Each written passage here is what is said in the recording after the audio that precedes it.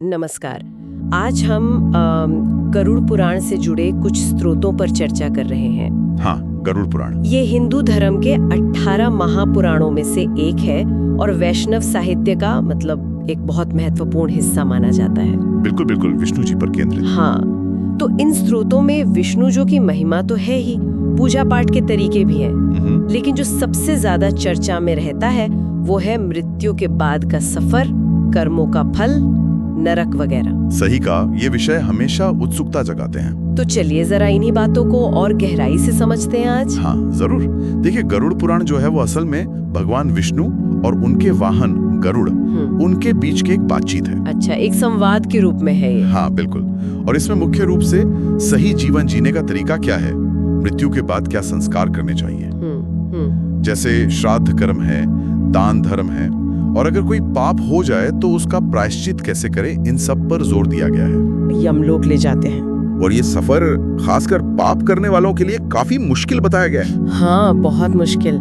इसमें वैतरणी नाम की एक भयानक नदी का जिक्र आता है जिसे पापियों को पार करना पड़ता है। ओ, वैतरणी नदी, सुना है इसके बारे में? हाँ, और ये बहुत दुखदायी होता है। यमलोक तक का रास्ता भी बहुत लंबा, करीब 86,000 योजन बताया गया है। 86,000 योजन, मतलब बहुत लंबा सफर। हाँ, बहुत लंबा। और इस पूरे रास्ते में आत्मा को अपने जीवन में किए कर्मों के हिसाब से या तो सुख मिलता है या फिर दुख झेलने पड़ते हैं। अच्छा, तो ये सफर पूरी तरह कर्मों पर निर्भर करता है। और कर्मों के फल की बात करें तो इन ग्रंथों में अलग अलग पापों और उनके नतीजों का बड़ा विस्तार से वर्णन मिलता है। हाँ, काफी विस्तार से, जैसे ब्रह्म हत्या है या सुरापान, चोरी, गुरुपत्नी गमन जैसे जो बड़े पाप माने गए हैं। हाँ हाँ, उनके लिए तो खास तौर पर अलग अलग नरकों का उल्लेख है। रौरव, महारौरव, कुंभीपाक, असीपत्र वन, ऐसे कई नाम हैं। बाप रे, ये नाम ही इतने भयानक लग रहे हैं। और वर्णन भी वैसा ही है। इनमें पापियों को उनके कर्मों के अनुसार भयानक मतलब तकलीफें दी जाती हैं, यातनाएं दी जाती हैं। तो ये सब वर्णन क्या लोगों को डराने के लिए है? देखिए, डर से ज्यादा ये एक तरह की चेतावनी है। इसका उद्देश्य लोगों को गलत काम करने से रोकना है, उन्हें पाप कर्मों से विमुख करना है। ग्रंथ ये भी बताते हैं कि किस तरह के कर्म करने से अगला जन्म किस योनि में हो सकता है। हाँ। तो ये सिर्फ सजा नहीं है, बल्कि कर्म के सिद्धांत को मतलब समझाने का एक तरीका है। समझ गई, कर्म का पूरा लेखा जोखा है ये। लेकिन स्रोत ये भी कहते हैं कि कुछ आत्माओं का सफर शायद और भी उलझा हुआ हो सकता है, जैसे प्रेत योनि में जाने की बात आती है। ये क्या है? हाँ, ये एक महत्वपूर्ण पहलू है। ऐसा वर्णन है कि कुछ आत्माएं, खासकर जिनकी अकाल मृत्यु हुई हो, मतलब समय से पहले, हाँ, या फिर जिनका अंतिम संस्कार और श्राद्ध ठीक ढंग से न हुआ हो, वो प्रेत योनि में फंस जाती है। प्रेत योनि मतलब एक तरह की अटकी हुई अवस्था। बिल्कुल, न इधर के न उधर के, एक तरह से भटकती हुई अवस्था।